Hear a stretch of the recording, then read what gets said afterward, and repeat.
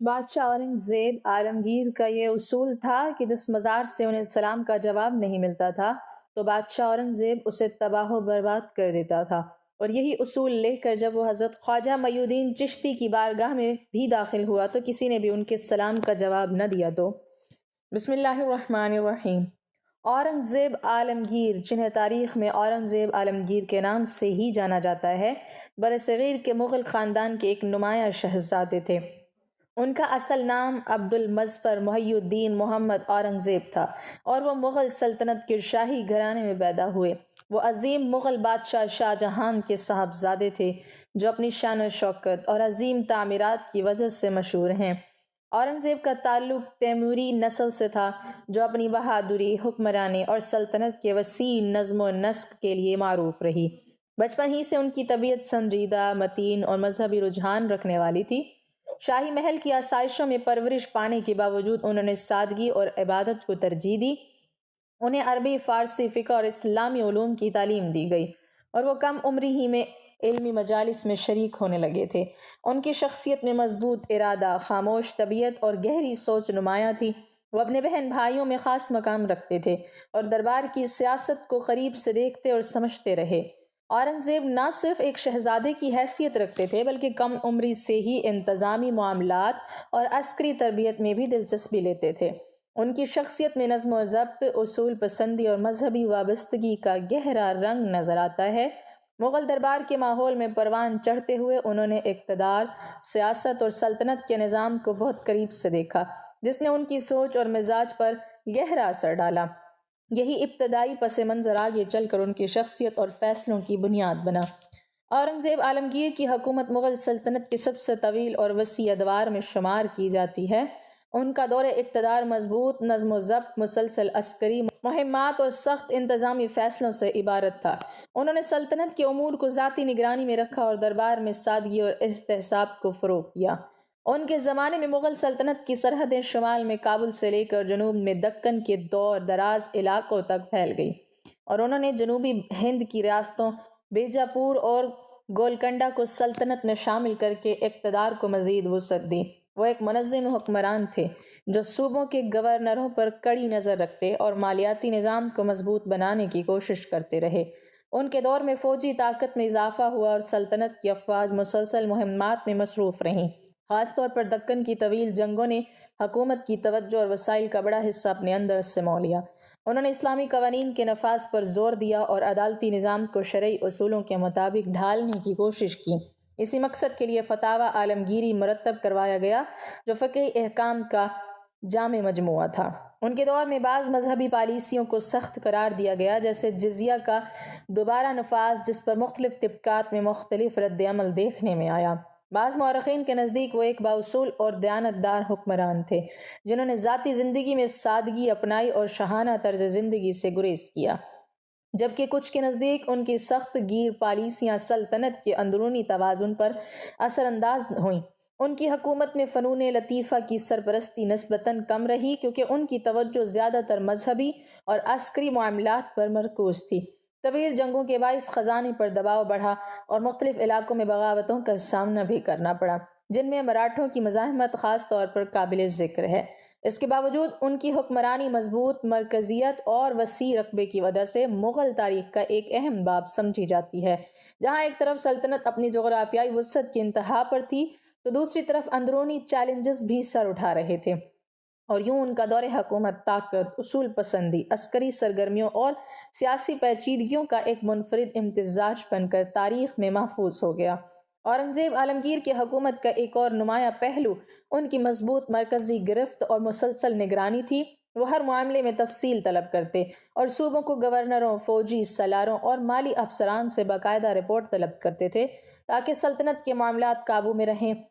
انہوں نے انتظامی ڈھانچے کو منظم رکھنے کے لیے منصبداری نظام کو برقرار رکھا اور افسران کی تقرری میں اہلیت کو اہمیت دی۔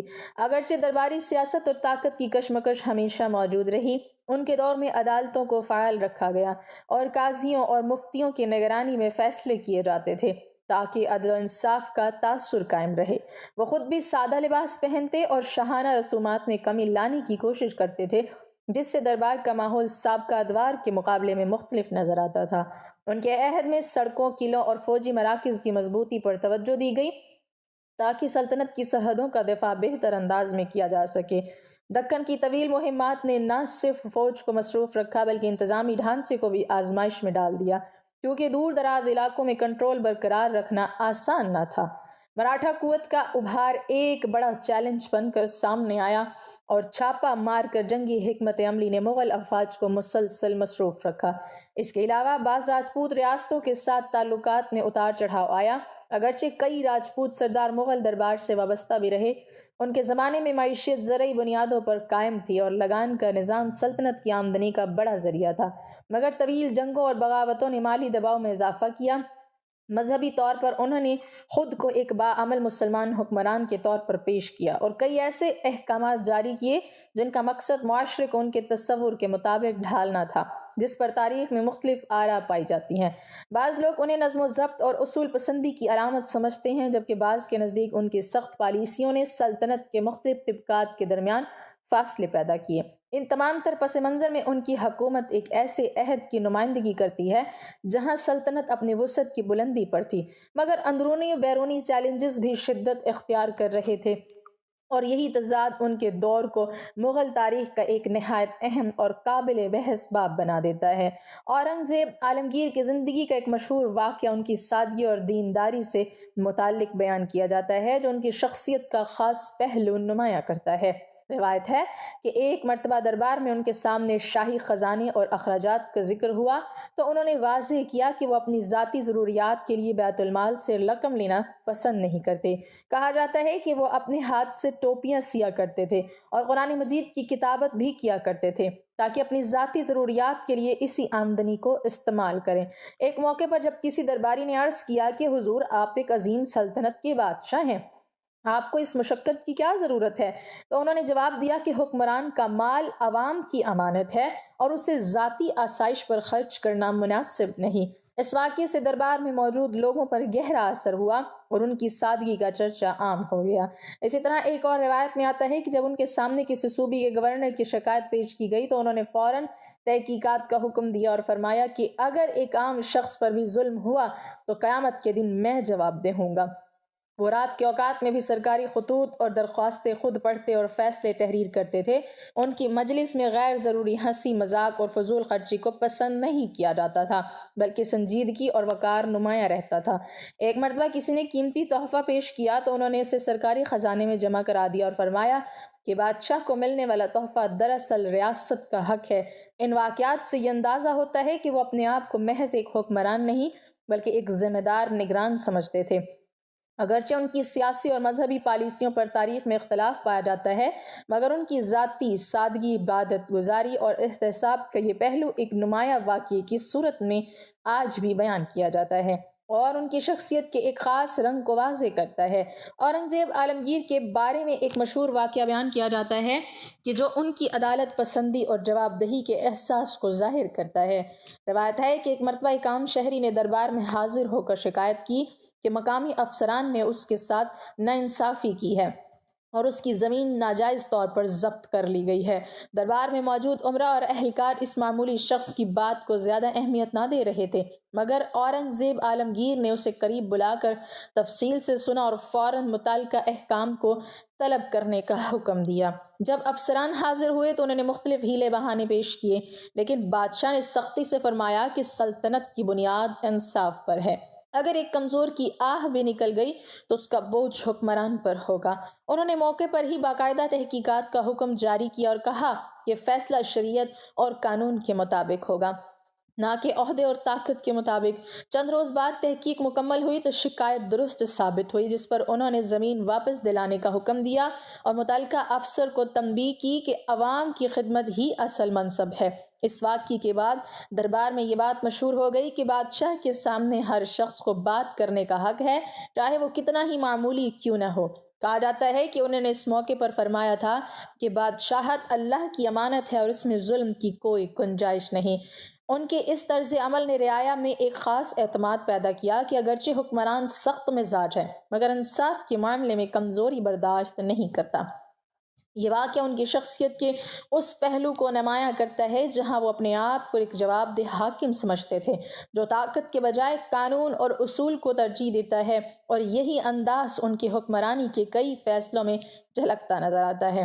اورنگزیب عالمگیر کی زندگی کا ایک اور مشہور واقعہ ان کی جرأت اور ثابت قدمی سے متعلق بیان کیا جاتا ہے جو ان کے نوجوانی کے زمانے کا ہے۔ روایت ہے کہ جب وہ ابھی شہزادے تھے اور دربار میں موجود تھے تو ایک تقریب کے دوران ایک مشتعل ہاتھی بے قابو ہو کر میدان میں دوڑ پڑا۔ لوگ خوفزدہ ہو کر ادھر ادھر بھاگنے لگے۔ درباری اور سپاہی اپنی جان بچانے کی فکر میں منتشر ہو گئے، لیکن نوجوان اورنگزیب نے گھبراہٹ کے بجائے ثابت قدمی کا مظاہرہ کیا۔ کہا جاتا ہے کہ انہوں نے گھوڑے پر سوار ہو کر اس ہاتھی کا سامنا کیا اور نہایت حوصلے کے ساتھ نیزہ پھینکا، جس سے ہاتھی کی رفتار سست پڑ گئی اور آخرکار اسے قابو میں کر لیا گیا۔ اس موقع پر ان کے والد بادشاہ بھی موجود تھے اور بیٹے کی بہادری دیکھ کر حیران رہ گئے۔ دربار میں موجود لوگوں نے اس جرأت مندانہ اقدام کو سراہا اور کہا کہ یہ شہزادہ غیر معمولی حوصلے کا مالک ہے۔ اس واقعے کے بعد ان کی بہادری کا چرچا عام ہو گیا اور انہیں ایک دلیر اور نڈر شہزادے کے طور پر پہچانا جانے لگا۔ کہا جاتا ہے کہ اس موقع پر انہوں نے نہ فخر کیا اور نہ ہی اپنی تعریف کو پسند کیا، بلکہ خاموشی سے اپنے مقام پر واپس آ گئے، جو ان کی سنجیدہ طبیعت کی علامت تھی۔ اس واقعے نے دربار اور فوج دونوں پر گہرا اثر ڈالا اور یہ تاثر مضبوط ہوا کہ وہ نہ صرف علمی اور مذہبی رجحان رکھتے ہیں بلکہ میدان عمل میں بھی ثابت قدم رہ سکتے ہیں۔ اسی طرح کے واقعات نے ان کی شخصیت کو ایک ایسے انسان کے طور پر نمایاں کیا جو خطرے کے وقت پیچھے ہٹنے کے بجائے ڈٹ کر مقابلہ کرتا ہے، اور یہی اوصاف آگے چل کر ان کی حکمرانی اور فیصلوں میں بھی نظر آتی ہے۔ اورنگزیب عالمگیر کے دور حکومت میں ایک مشہور واقعہ روایت کیا جاتا ہے جو ان کے سخت اصولوں اور دیانتداری کو ظاہر کرتا ہے۔ کہا جاتا ہے کہ اورنگزیب عالمگیر کے نزدیک ہر جگہ ان کی بادشاہت اور اقتدار کا احترام لازمی تھا، اور ان کا اصول یہ تھا کہ جس مزار یا مقام پر ان کے سلام کا جواب نہ دیا جائے وہ اسے تباہ و برباد کر دیتے ہیں۔ یہ اصول ان کی سخت گیر اور حکومتی اقتدار کی علامت سمجھا جاتا تھا۔ ایک مرتبہ جب وہ حضرت خواجہ معی الدین چشتی کی بارگاہ میں حاضر ہوئے تو روایت کے مطابق وہاں کے افراد نے بادشاہ کے سلام کا جواب دینے میں تاخیر یا لاپرواہی کی۔ اورنگزیب عالمگیر نے فوراً اس بات کو سنجیدگی سے لیا اور دربار میں موجود لوگوں سے فرمایا کہ احترام اور ادب نہ ہونا ناقابل برداشت ہے۔ کہا جاتا ہے کہ انہوں نے مزار کی حالت دیکھی اور اگرچہ یہ ایک عظیم صوفی بزرگ کی بارگاہ تھی، لیکن ان کے اصول کے مطابق انہوں نے فیصلہ کیا کہ جس نے بادشاہ کے حق میں ادب اور جواب دہی نہیں کی اس پر سختی سے کارروائی کی جائے۔ تاہم بعض روایتوں میں ذکر آتا ہے کہ حضرت خواجہ معی الدین چشتی کی روحانیت اور مقام کی وجہ سے اورنگزیب نے مکمل تباہی سے اجتناب کیا، لیکن مقام کے انتظام اور سلام کے جواب دینے کے معاملات پر سخت ہدایت جاری کی گئی تاکہ آئندہ کوئی لاپرواہی نہ کرے۔ اس واقعے سے یہ بات واضح ہوتی ہے کہ اورنگزیب عالمگیر نہ صرف ایک سخت گیر حکمران تھے بلکہ وہ اپنے اصولوں اور نظم و ضبط کے پابند بھی تھے، اور انہیں اپنے اقتدار اور ریاستی احکام کے معاملے میں رعایت یا رخصت دینے کی عادت نہ تھی۔ یہ واقعہ ان کی شخصیت کے اس پہلو کو ظاہر کرتا ہے جہاں دیانتداری، اصول پسندی اور قوت اختیار ایک ساتھ نظر آتی ہے، اور یہ صوفی بزرگ کی بارگاہ کے حوالے سے ان کے رویے کی تاریخی روایت آج بھی بیان کی جاتی ہے۔ اورنگزیب عالمگیر کے یہ واقعات ہمیں یہ سکھاتے ہیں کہ طاقت اور اختیار کے ساتھ ذمہ داری بھی جڑی ہوتی ہے، اور حکمران کا اصل امتحان انصاف، دیانتداری اور اصول پسندی میں ہوتا ہے۔ اللہ تعالیٰ ہمیں ہدایت دے کہ ہم بھی اپنے افعال میں اصول اور سچائی کو ترجیح دیں، اپنے کردار میں عاجزی اور احترام قائم رکھیں اور ہمیشہ حق کے ساتھ انصاف کرنے والے بنیں۔ آمین۔ ناظرین، کمنٹ باکس میں اللہ تعالیٰ کے 99 ناموں میں سے ایک نام ضرور ٹائپ کریں۔